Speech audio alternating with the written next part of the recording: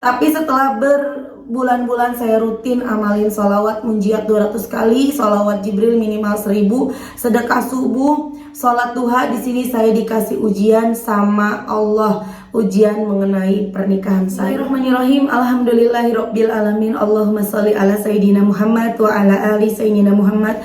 Assalamualaikum warahmatullahi wabarakatuh. Halo teman-teman, apa kabar? Mudah-mudahan teman-teman selalu dalam lindungan Allah Subhanahu wa taala. Amin ya rabbal alamin. Alhamdulillah, kali ini aku akan sharing lagi pengalaman sholawat dari teman-teman kita.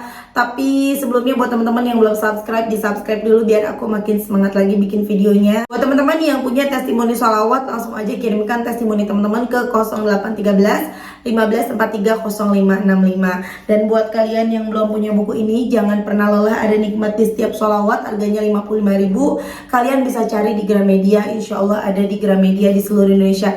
Insya Allah buku ini bakal nambah semangat teman-teman dalam bersolawat. Ini buku pertama aku, doain ya semoga ada buku-buku selanjutnya, amin.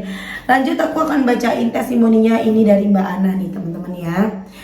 Bismillahirrahmanirrahim. Assalamualaikum Mbak Mel, perkenalkan saya Ana. Sebelumnya saya udah pernah DM Mbak Mel tentang the power of sholawat. Di bulan Februari saya mengamalkan sholawat karena pengen beli mesin cuci. Kadang saya lihat foto mesin cuci sambil baca sholawat. Alhamdulillah Allah menjawab, di bulan Maret saya dapat arisan RT 2 juta, tapi mesin cuci yang saya pengenin harganya 3 juta. Kurang kan duit saya, tapi suami nggak mau nambahin. Saya simpen duitnya, saya lanjut sholawatin lagi. Suami pinjem temen dapat 700, itu juga saya pribadi yang ganti. Kurang 300 pakai duit belanja, alhamdulillah kebeli. Semenjak saya ngamalin sholawat, hati pikiran tenang, rezeki datang dari manapun. Alhamdulillah banyak banget rezeki yang tak terduga.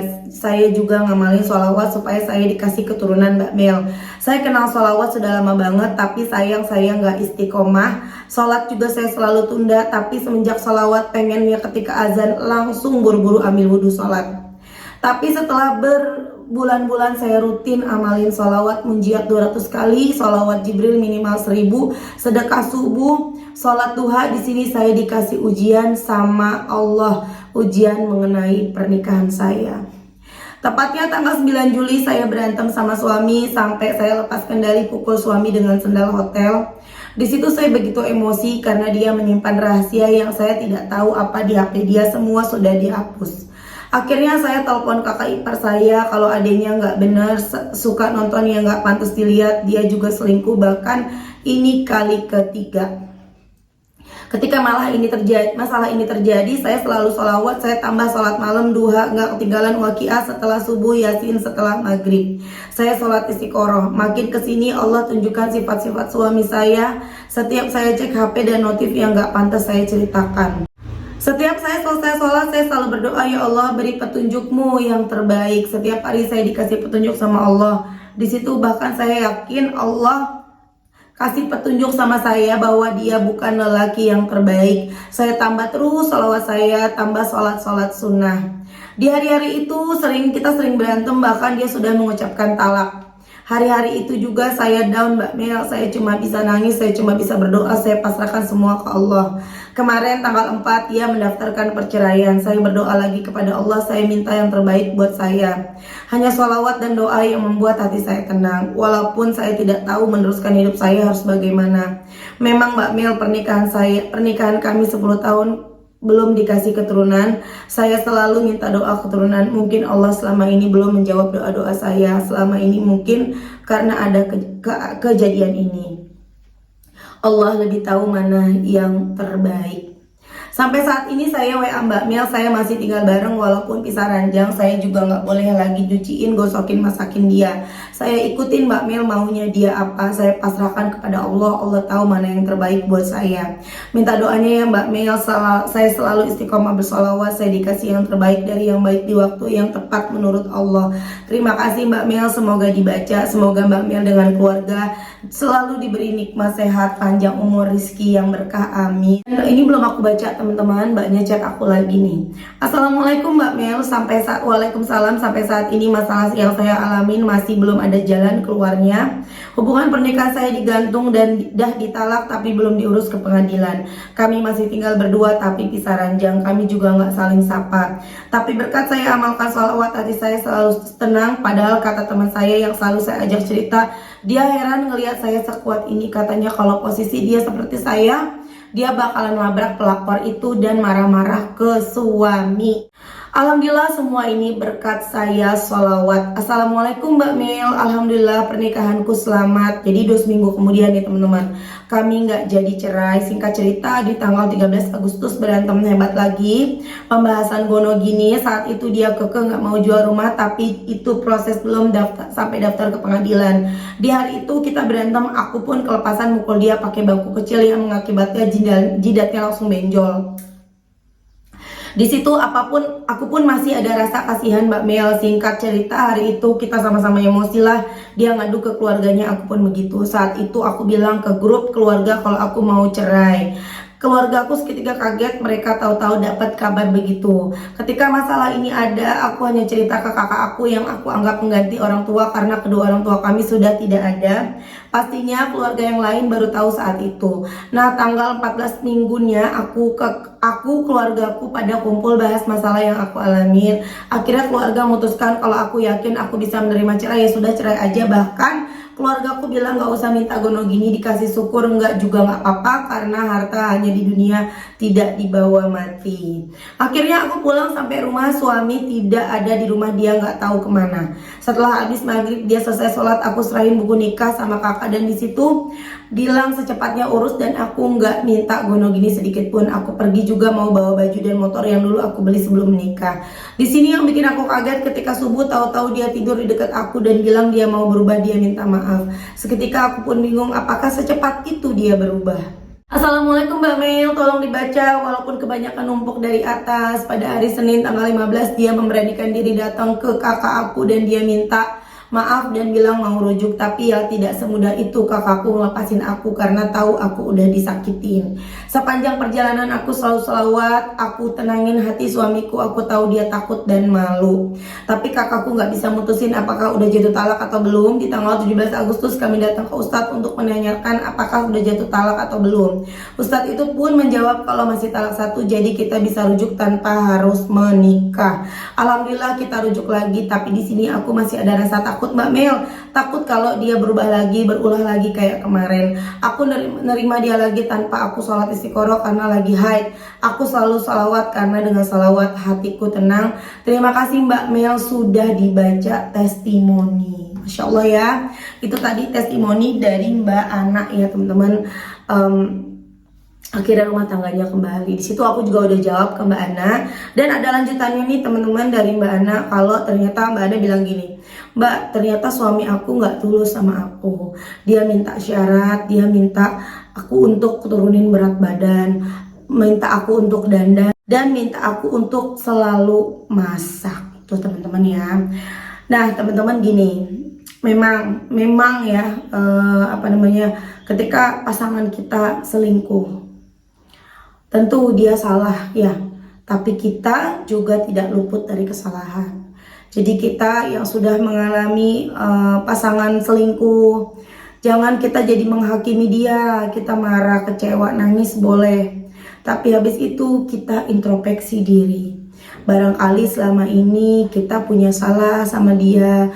Barangkali selama ini sikap kita kurang baik. Dia sudah berusaha memaafkan, dia sudah berusaha untuk memaklumi, tapi dia juga manusia, dia juga capek. Mungkin seperti itu, mungkin ya teman-teman. Jadi kalau ngalamin hal seperti ini, ayo sama-sama perbaiki rumah tangga. Jangan biarkan setan penghancur rumah tangga itu gembira mendapatkan singgasana dari raja setan karena sudah berhasil memisahkan rumah tangga kita.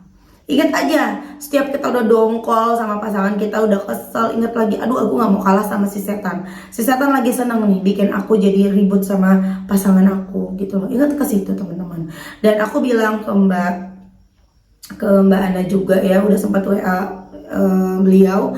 Kalau aku tanya, Mbak memang beratnya berapa, tingginya berapa, ternyata tingginya sama kayak aku, 154, aku 155, tapi beratnya Mbak Ana ini 84 kilo saat ini. Kemarin waktu sebelum ribut itu 91 kilo. Teman-teman, aku nih 70 kilo. Paling beratnya aku 70 kilo, di 70. Kalau udah 70 aja aku udah ketir-ketir, pengen kurus, pengen 65. Makanya teman-teman yang ngikutin aku di Instagram pasti tahu kerjaan aku diet gitu. Walaupun dietnya nggak pernah sampai benar-benar turun 10 kilo, nggak. Seenggaknya aku bisa jangan sampai terlalu besar gitu ya. Memang kita mesti juga jaga mata suami kita. Tuh loh teman-teman, suami memang harus kita jaga matanya, jaga perutnya gitu ya, jaga kenyamanannya gitu loh. Nah, jaga mata. Di luar sana banyak banget perempuan-perempuan yang cantik teman-teman, yang bodinya bagus, make upnya cantik, dan jangan sampai setan menggoda suami kita untuk menyukai mereka gitu loh. Jangan kita mikir ya, tapi kan suami harus jaga iman lah. Iya, tapi kan kita juga mesti jaga penampilan kita. Setidaknya ketika suami kita melihat kita, seneng hatinya. Duh, istriku cantik. Cantik tidak harus kurus ya teman-teman, tapi setidaknya kita juga jangan sampai terlalu besar kayak dandan. Memang para suami, kebanyakan para suami itu sukanya sama istrinya yang natural. Natural itu bukan berarti kita polos nggak pakai apa-apa teman-teman. Dulu waktu aku belum bisa dandan ya, belum ngerti make up. Sekarang juga aku belum begitu bagus ya, setidaknya tidak terlalu kucel lah gitu loh teman-teman ya. Kalau dibawa jalan tuh sama suami aku masih enak dilihat gitu ya. Jadi aku dulu sempat berdoa, ya Allah, Mbak pengen banget bisa dandan. Kalau pakai di muka tuh semua tuh merata, maksudnya semua tuh bagus, hasilnya dilihatnya enak. Aku berdoa loh teman-teman, aku selalu sholawat untuk bisa seperti itu. Karena dulu aku udah punya alat make up yang lengkap, pakai, jadinya tuh gak nyatu. Mata kemana, pipi kemana, bibir kemana, alis kemana, jelek banget. Tapi aku terus berdoa, padahal aku terus sholawat. Kemudian aku sambil belajar, aku lihat-lihat di YouTube cara makeup bagaimana, aku pelajari, aku latihan terus bikin alis. Walaupun ntar alis kadang bagus, kadang jelek, ini lumayan agak bagus nih hari ini nih. Latihan terus, aku coba, alhamdulillah bisa. Bahkan yang tadinya suami aku kalau aku dandan, jangan dandan lah dulu gitu, karena aku dandanku jelek. Tapi pas aku udah bisa sedikit-sedikit make up, aku pas mau jalan sama suami aku bilang, dandan gak ya? Dandan lah sedikit biar fresh tuh kan. Karena kan kalau kita nggak dandan, apalagi usianya yang udah kayak aku ya, udah 30-an, aku udah 35, ya beda dong sama usia kita waktu 20. Waktu umurku 20-an, 25, aku jalan nggak pernah dandan, nggak pernah pakai alis, nggak pernah pakai segala macam. Aku tuh bener-bener polosan ya. Zaman dulu anak-anak seumuran kita, anak-anak 80-an emang polosan ya teman-teman ya. Paling aku pakainya lip tint atau lip eyes. Dan itu suami aku seneng lah, iya masih muda, masih segar, gak pakai apa-apa juga, masih fresh dilihatnya ya kan. Tapi kalau kita udah seumuran gini, udah flat hitam di mana-mana, udah beda lah ya wajahnya ya. Kita mesti ngerawat diri juga. Selangsing-langsingnya kita, sekurus-kurusnya kita tidak susah untuk bisa kurus seperti waktu kita masih gadis. Setidaknya kita tidak terlalu besar ya. Aku sendiri tanya suami aku bilang ke dia, kalau aku beratnya segitu gimana ya? Aku kasih lihat ada orang yang besar gitu, gemuk. Kalau aku beratnya segitu gimana? Ya terserah, nggak apa-apa, cuman sadar diri aja. Suami aku bilang gitu. Malu nggak kalau kamu jalan? Kalau kamu jalan, kamu malu nggak? Nah gitu, suami aku bilang gitu. Jadi ya kita mesti sadar diri sendiri lah teman-teman ya. Kemudian ya kita juga masak. Kalau teman-teman yang ngikutin aku di Instagram, kerjaan aku masak ya teman-teman. Karena memang suami aku suka kalau aku masak. Dia lebih suka masakan di rumah, walaupun mungkin masakanku tidak begitu enak teman-teman, tapi dia lebih seneng masakan istrinya. Berusaha lah teman-teman, walaupun misalnya teman-teman nih kerja ya, seenggaknya dalam 1 minggu 2-3 kali masak gitu ya. Walaupun sebenarnya kita zaman sekarang gampang ya, tinggal GoFood. Aku juga suka GoFood kok, cuman ya ada sesekali dimana aku masak, karena memang suami aku senangnya istrinya masak gitu loh. Jadi teman-teman kita berusaha lah, biar bagaimanapun berusaha menjaga rumah tangga kita, dikomunikasiin sama suami. Kalau tanya ke suami, kira-kira yang kamu nggak suka dari aku apa, biar aku bisa perbaikin. Kira-kira yang kamu sukanya aku bagaimana, itu dikomunikasiin. Enaknya kalau suami yang terbuka seperti suaminya tadi Mbak Ana ya ngomong, aku pengen kamu turunin berat badan, aku pengen kamu rajin masak, aku pengen kamu dandan, itu enak loh dikomunikasiin. Kalau tipe kayak suami aku itu dia nggak dikomunikasiin. Baru sekarang aja agak mendingan. Tadinya sama sekali dia nggak pernah ngomong. Aku pengen aku seperti apa, dia nggak pernah mau ngomong. Aku tanya, kamu sukanya aku kalau di rumah pakai baju apa? Dia cuman jawab, terserah. Kamu sukanya kalau masak dimasakin apa? Terserah.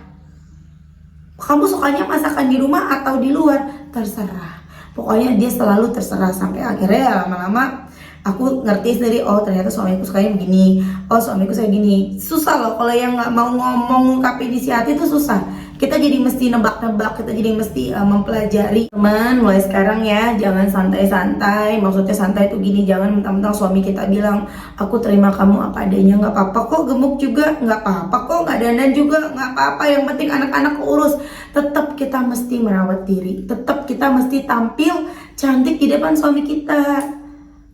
Tetap kita tuh berusaha untuk kalau di depan suami tuh kita dilihatnya tuh enak gitu loh teman-teman ya. Berusaha ya, selain kita berbanyak sholawat, insya Allah cantik dari dalam diri kita keluar, inner beauty kita, plus kita juga merawat diri, dirawat diri kitanya, berusaha ya.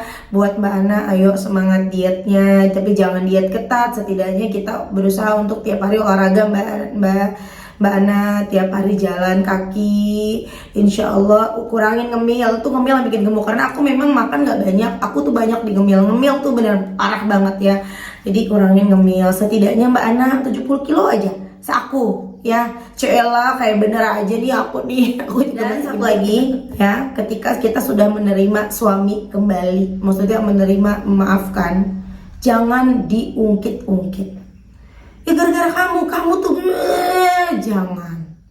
Karena dia nanti akan kesel, dia pergi. Dia akan mencoba cari lagi yang, maksudnya dia akan mencoba berlaku buruk lagi. Jangan.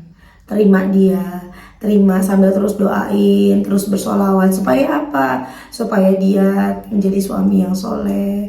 Kalau laki-laki supaya istrinya menjadi istri yang soleh. Tapi jarang ya. Rata-rata kalau aku ingat kalimat mama aku, kalau laki-laki itu kalau buat salah maunya dimaafkan, dan perempuan biasanya tuh memaafkan. Tapi ketika perempuan punya salah, itu laki-laki tuh udah tidak ada maaf. Biasanya begitu ya. Tuh ya udah deh kalau gitu teman-teman, terima kasih udah nonton, semoga bermanfaat ya. Buat yang ngalamin masalah sama kayak Mbak Ana, ayo kejar pakai sholawat, perbaiki diri kita juga, perbaiki ibadah kita, doain terus pasangan kita, insya Allah rumah tangganya awet, rumah tangganya langgeng. Kalau masalah rumah tangga ada orang ketiga itu maksudnya itu biasanya terjadi dalam rumah tangga teman-teman. Kenapa? Karena memang ada pengganggunya, setan yang sengaja pengen ngancurin dengan berbagai cara, entah orang ketiga, entah dari pihak keluarga, entah dari pihak apapun. Itu ada aja tuh pasti tuh dalam rumah tangga ya.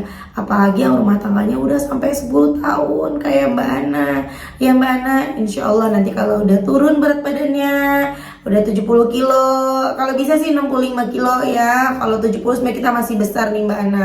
Kalaupun kalau 65an insya Allah tuh nanti bisa hamil, amin. Dan kalau kita besar juga kan nggak bagus ya, kita jadi banyak penyakit ya. Aku 70 kilo aja udah asam urat loh teman-teman ya. Di berat aku udah 70, udah nggak diet-dietan lagi dari kemarin. Aku udah sebulan ini nggak diet, itu aku muncul penyakit asam urat tuh. Oke deh teman-teman, terima kasih. Assalamualaikum warahmatullahi wabarakatuh.